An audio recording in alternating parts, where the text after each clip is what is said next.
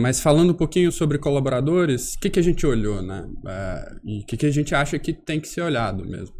Primeiro, quando você está falando de colaborador, é uma pessoa que você contratou. Então, a primeira coisa que você tem que olhar é o processo de contratação, né? Como as pessoas são escolhidas, quais perguntas são feitas, a violação nas entrevistas.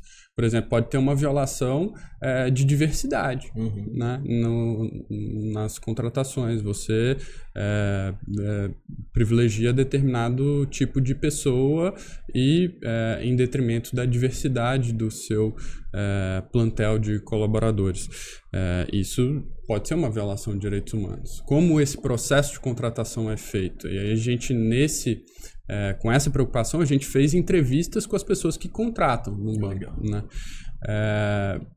Por outro lado, muito óbvio também parece ser olhar o próprio contrato, né? O que diz esse contrato, né? Uma vez dentro do banco, esse colaborador, você tem que tomar cuidado para ele não violar direitos humanos também, né? Então, existia ali no contrato alguma obrigação relacionada ao cumprimento de direitos humanos, a regras de direitos humanos, a respeito aos direitos humanos durante o exercício das atividades ou não. Então, um documento que a gente olhou e um processo que a gente olhou, processo de contratação dessas pessoas para ver se não tinha nenhuma violação, e o documento, o contrato que era finalmente celebrado. Se houver descumprimento de direitos humanos por esse colaborador, o que acontece? Pode ter uma rescisão ou não? O contrato regrava isso ou não? A gente olhou essas coisas, a gente fez entrevistas com as pessoas também para entender o processo de contratação.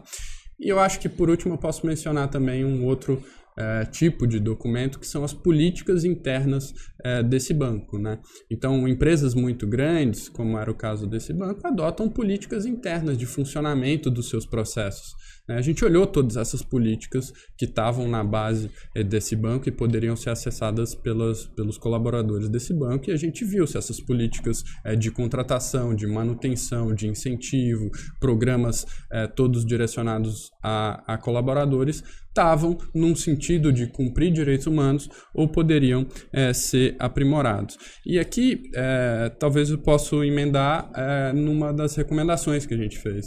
A gente viu que nessa área de colaboradores, e também em algumas das outras, havia, justamente pela empresa ser muito grande, pelo fato dela ser muito grande, havia muitas políticas, de certa forma, todas muito bem feitas nesse caso. A gente sugeriu alguma coisa dentro das políticas, mas talvez uma principal sugestão que a gente fez e que na nossa preparação aqui para esse episódio a gente percebeu que foi implementada, né? A gente foi investigar, a gente percebeu que de fato foi implementado, o que deixou a gente bastante feliz, foi uma organização dessas políticas.